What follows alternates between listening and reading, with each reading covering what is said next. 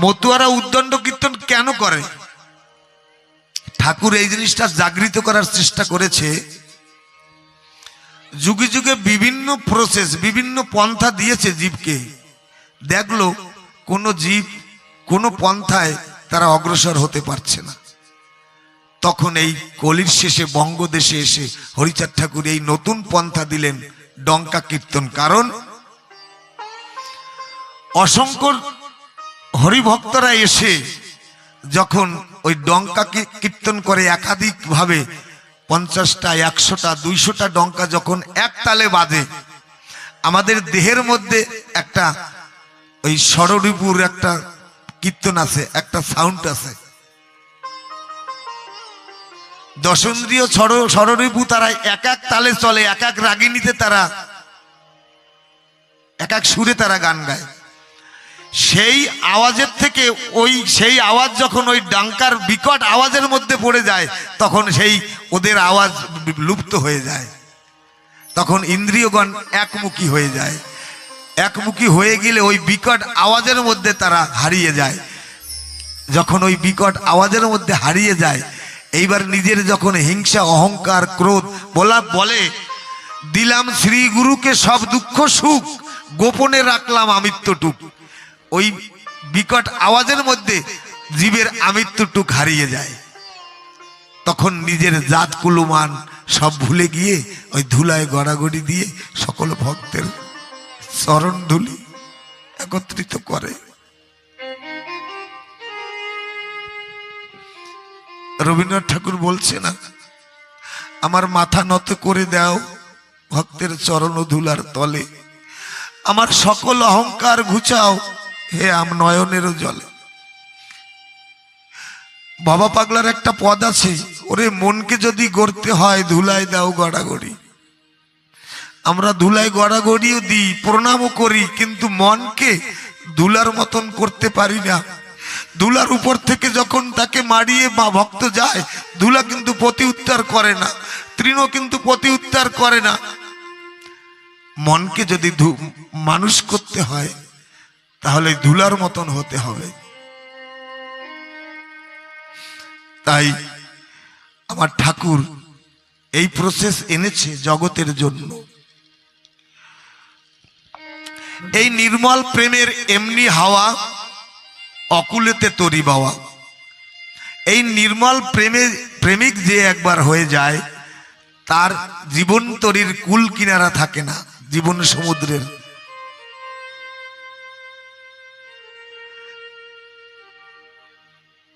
তাই যুক্তি তর্ক জ্ঞান হাজার হাজার মন, এক রতি প্রেম ভক্তি বেশি তার ওজন।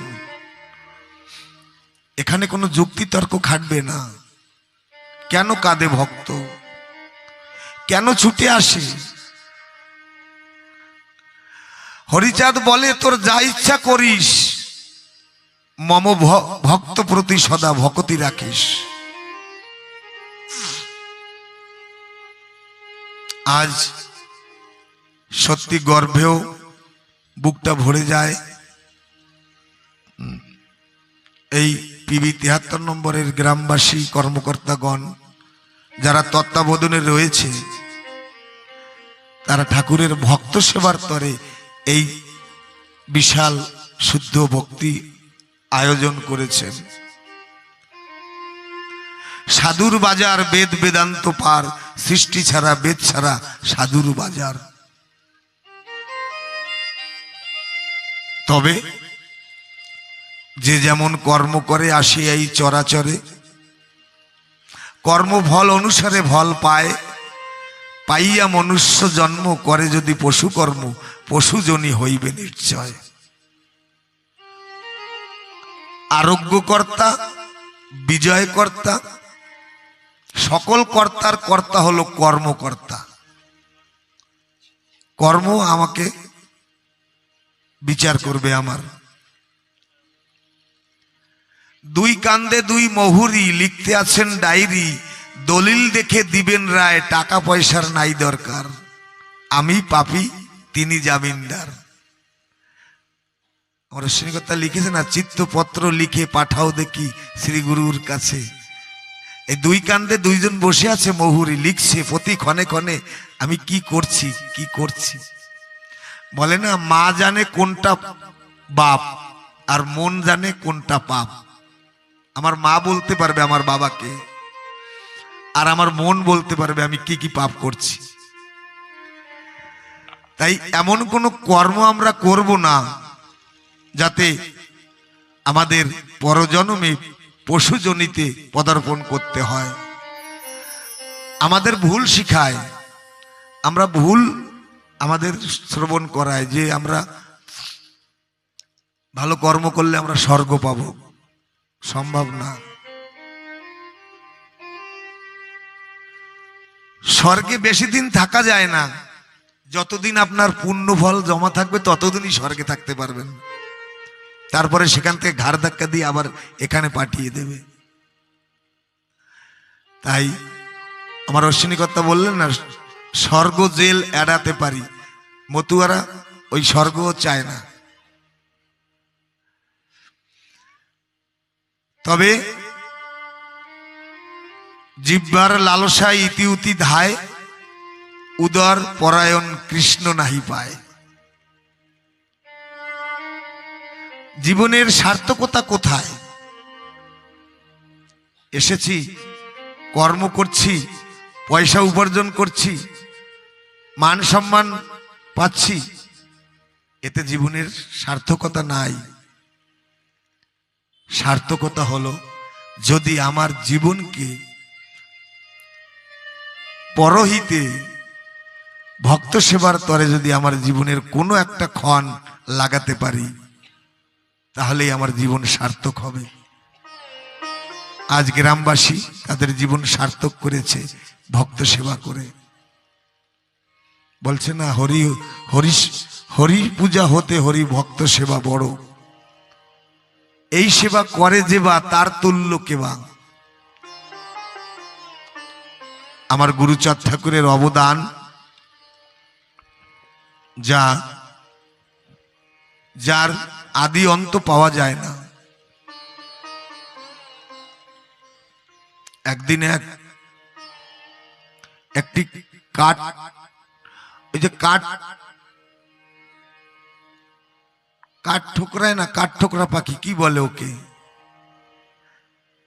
ওই কাঠ ঠোকরা এসে একটি বৃক্ষকে বলল, তোকে আমি ভালোবাসি।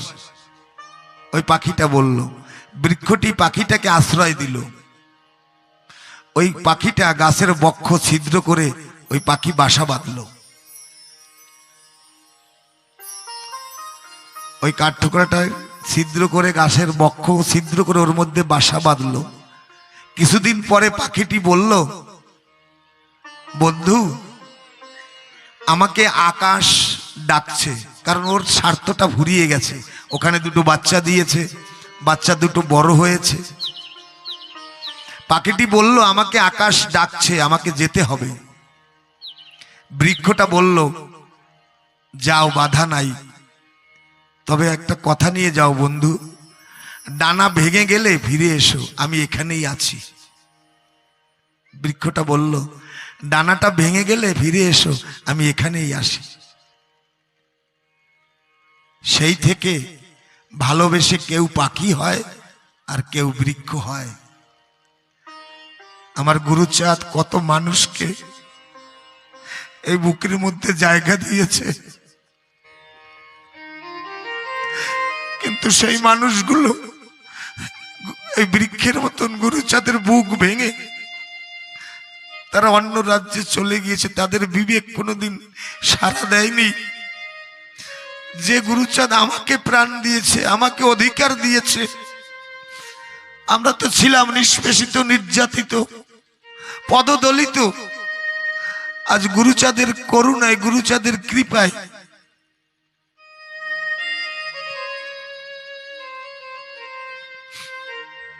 তবুও গুরুচাঁদ দুঃখ করেনি। সমগ্র মতুয়া সমাজের মধ্যে গুরুচাঁদ ছিলেন অতন্দ্র প্রহরী। হরিচাঁদ ঠাকুর লীলা সাঙ্গ করার পরে 3টা দায়িত্ব দিয়ে গিয়েছিলেন। বলছে, গুরুচরণ, আমি তো আধ্যাত্মবাদ এনে দিয়েছি, তুই এই নিষ্পেষিত মানুষগুলাকে যেন ভুলে যাস না, তাদের অধিকার একটু দিবি, আর একটু শিক্ষা তাদের দিবি। আমি দিতে পারলাম না, এই দায়িত্বটুক তুই রাখবি। এই দুটো দায়িত্ব গুরুচাঁদ ঠাকুর নিয়েছিল। সেই চিন্তায় বাবার কথা রক্ষা করার তরে ঘুমাতেন না।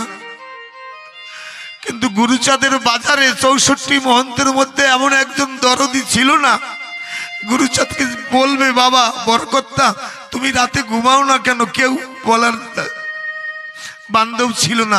সুদূর অস্ট্রেলিয়া থেকে এসেছিল সিএস বিড, উনি একদিন গভীর নিশীথে দেখে গুরুচাঁদ যেখানে কীর্তন হতো ওরা কান্দিতে, সেখান থেকে ঘুরে বেড়াচ্ছে। পিছনে গিয়ে বলছে বরকর্তা তুমি রাত্রে ঘুমাও না? বলছে না, আমি যদি ঘুমিয়ে পড়ি তাহলে এই পতিত জাতি ঘুমিয়ে পড়বে। আমার বাবা এই দুটো দায়িত্ব আমার মস্তকে দিয়ে গিয়েছিল, সেই দায়িত্বতে আমাকে ঘুমাতে দেয় না। আমি যতদিন এই জাতিকে উদ্ধার না করব, যতদিন এই জাতিকে জগতে প্রতিষ্ঠিত না করব, ততদিন আমি আর ঘুমাবো না।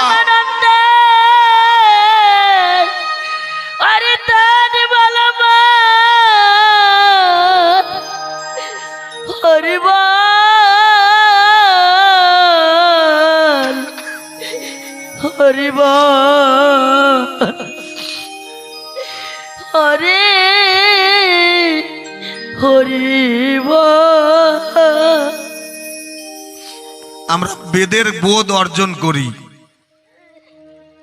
কিন্তু আমল করি না, মানি না। নীতিশাস্ত্র বলে চরিত্রম হি পুরুষস্য ভূষণম, চরিত্রই মানুষের আসল অলংকার। ঠাকুর মন ছাড়া কিচ্ছু চায় না, মন চায়, মন বিনা সে চায় না অন্য। ঠাকুর মনে সন্তুষ্ট। এই মন যদি পবিত্র হয়, আমার গুরুচাঁদ কিভাবে জগৎকে উদ্ধার করেছে। এক ভক্ত ওরাকান্দিতে গেছে, বহুত গরিব, দিন দুঃখী, কাঙাল, একখানা ঘর পর্যন্ত নেই। ছোট ছোট সন্তান সন্ততি নিয়ে ওই গাছতলায় থাকে। জলাদেশ ছিল বাংলাদেশ, জানারা আপনারা বয়োজ্যেষ্ঠ আছেন আপনারা জানেন, আমরা তো শুনেছি মাত্র। সবাই ওরাকান্দিতে যায়,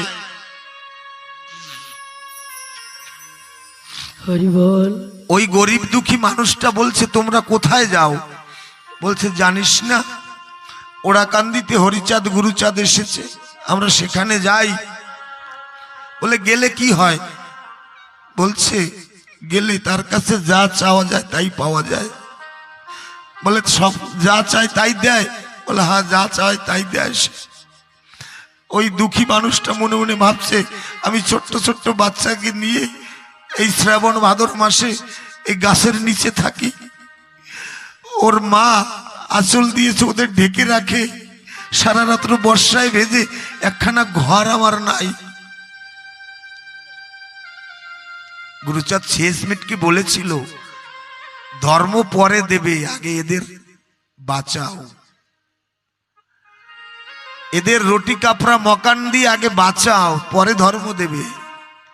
পেটে ক্ষুধা নাই, রামকৃষ্ণ ঠাকুর বলতো না পেটে কিছু না থাকলে তার দ্বারা ধর্ম হয় না। আমরা তো মূর্খ ছিলাম, অশিক্ষিত ছিলাম, আমাদের কোনো অধিকার ছিল না, আমাদের পেটে কিচ্ছু ছিল না, আমরা কি ধর্ম করব? তাই ওই দুঃখী লোকটা বলছে আমি যদি গুরুচাঁদের কাছে কিছু চাই দেবে? বলে ওরে সে মানুষ বিচার করে না। গুরুচাঁদ ঠাকুর শুধু মতুয়াদের নয়, যদিও নমকুলে জন্ম আমার, তবু আমি গুরুচাঁদ সকলার। বলছে তাই ওই আত্মবিশ্বাসে ওই হরিভক্তকে সঙ্গে উনিও ওরাকান্দিতে রওনা দিলেন। গিয়ে সকলে প্রণাম করছে। যখন প্রণাম করতে করতে এর লাইনটা এসেছে, গুরুচাঁদকে দর্শন করছে। যদি কেউ দুঃখের সাগরে ভাসে, কোনো সাহারা না পায়, সামান্য একটা তিনকা যদি পায়, সামনে একটা খড় যদি পায়, তাহলে ওটাকে বড় সাহারা মনে করে। ওই মানুষটা ভাবছে আমি ঘর নাই বা পেলাম, কিন্তু যা চায় তাই পাওয়া যায়, এই আশ্বাস পেয়ে আমি নিজেকে প্রবোধ দিতে পারছি যে এমন মানুষও জগতে আছে, যা চাওয়া যায় তাই পাওয়া যায়। তাই দেখে গুরুচাঁদের দিকে তাকিয়ে ফ্যাল ফ্যাল করে কাঁদছে। গুরুচাঁদ বলছে, কাঁদছিস কেন?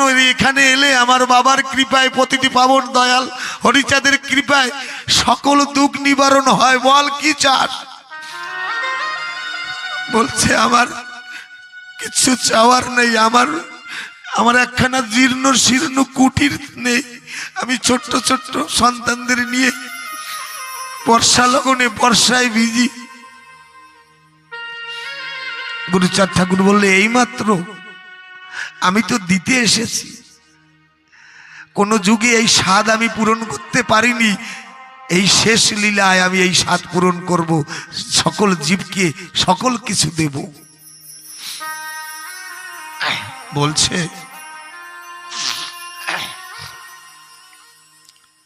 গুরুচাঁদ ঠাকুর বলছে, হরির কাছে কিছু চাওয়া এ তোর বিফল চাওয়া, পারিস যদি কাজ করে যা, কৃপা মানে করে পাওয়া। আমি তোকে আশীর্বাদ দিচ্ছি, তোর হবে ঘর, কিন্তু আমাকে কিছু দিতে হবে। ওই মানুষটা বলছে, ঠাকুর আমি তো দিনহীন কাঙাল, তুমি কিছু চাইলে আমি কিচ্ছু দিতে পারবো না, তবে একটা বস্তু আছে আমার কাছে, কত লোকে পোজে তোমায় শ্রদ্ধা অর্ঘ্য দিয়া, আমি তো এসেছি দয়াল চোখের জল দিয়া, আমি ঠাকুর চোখের জল দিতে পারি তোমাকে, আমি আমার চোখের জল দিয়ে তোমার ওই রাতুলো চরণ দৌত করে দিতে পারি, আমি চোখের জল ছাড়া কিচ্ছু দিতে পারি না।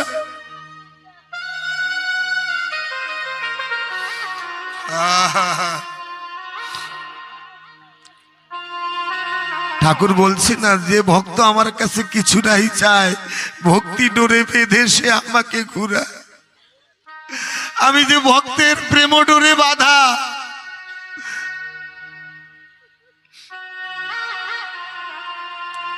গুরুচাঁদ ঠাকুর বলছে, আমি তোর কাছে ধন দৌলত পরিশ্রম কিচ্ছু চাই না, তুই বাড়িতে গিয়ে একটা ভাঙা কলসি একটা গাছের ডালে বেঁধে রাখবি, দেখিস তোর ঘর হয়ে যাবে। আপনারা বিচার করুন, এর কোনো যুক্তি আছে? ওই মানুষটা আরো জোরে কাঁদছে, আহারে এসেছিলাম বড় আশা করে যে একটা ঘরের আশীর্বাদ নিয়ে যাব। গুরুচাঁদ ঠাকুর বলছে, তুই চিন্তা করিস না, আমি যা বলছি তাই কর, গিয়ে তোর একটা ঘর হবে। ওই মানুষটা বাড়িতে গিয়ে একটা ভাঙা কলসি একটা উঁচু গাছের ডালে ওখানে বেঁধে রেখেছে। যখন ওই শ্রাবণ ভাদ্র মাস এসেছে, ভাদ্র মাস, ওই বর্ষার সময় ওই ভাঙা কলসির মধ্যে এসে দুটো টুনি পাখি বাসা বেঁধেছে। ওই বাসায় দুটো বাচ্চা দিয়েছে, দিলে যখন ওই বাচ্চা ওড়ার মতন হয়েছে, ওই টোনা আর টুনি ওই হাড়ির মুখে বসে বলছে, আমি তো টুনি পাখি, আমি তো হরি বলতে পারি না ঠাকুর, তুমি তো বিশ্বের মালিক, আমারও মালিক তুমি, আমার কথা নিয়েও, যে ভক্ত আমার এই ঘর করে দিয়েছে, আমার যদি কোনো পুণ্য ফল থাকে, তুমি সেই পুণ্যের বিনিময়ে তাকে একখানা ঘর দিও।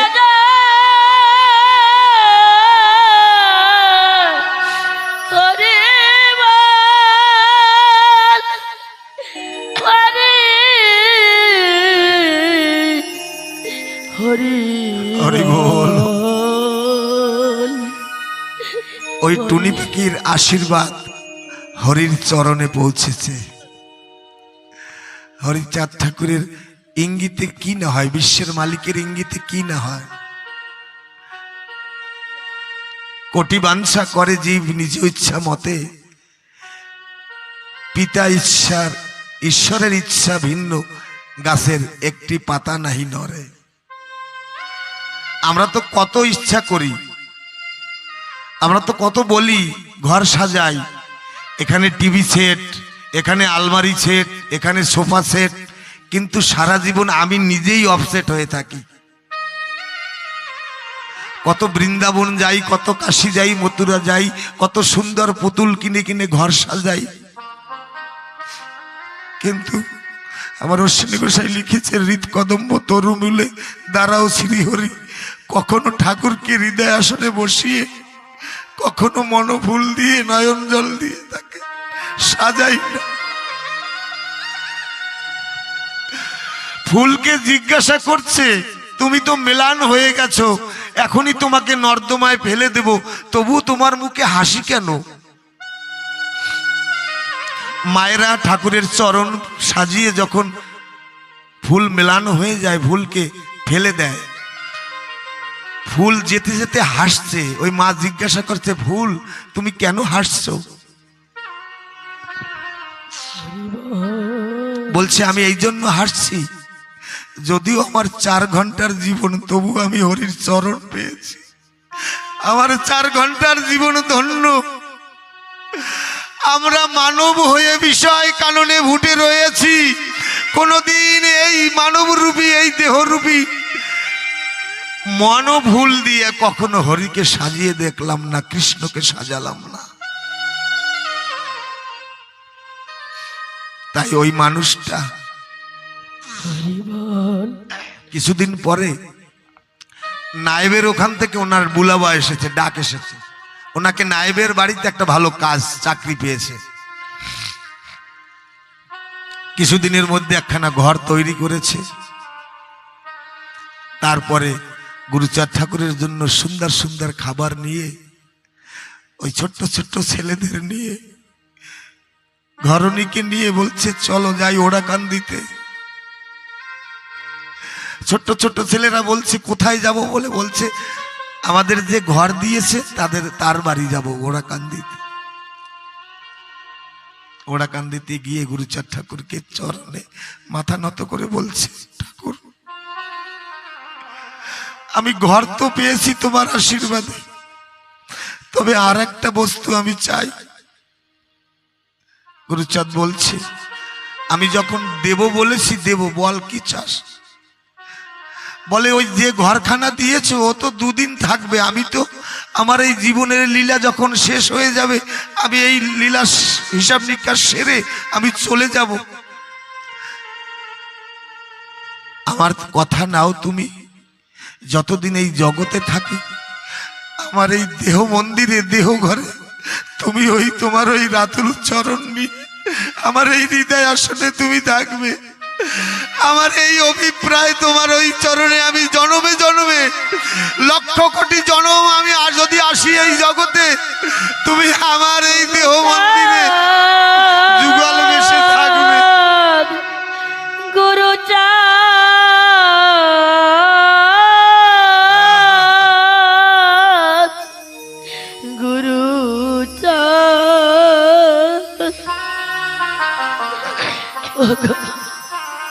এই না হলে পতিতের ভগবান নিচু হয়ে করিব নিচের উদ্ধার, অতি নিম্নে না নামিলে কিসের অবতার। বলতে কষ্ট হয়, প্রতিটা যুগে একজন শীর্ষাসনে বসেছিল আর সকলে নিচে, কিন্তু এ যুগে তার বিপরীত। আমার ঠাকুর বলছে আমি ধুলায়, পতিত ধুলায় নেমেছি, আমি সকলার সাথে মিশে আছি। আমার এই আজ্ঞা তোরা মানবি, আমাকে ডাকতে হবে না, আমি তোদের ডেকে নেব। এমন দয়াল আর কোথায় পাবে? এমন দয়াল অবতার হয় নাই, হবে না কোয়ার। অনর্পিত নাম দিতেছে নিয়ে পাপের ভার। আহারে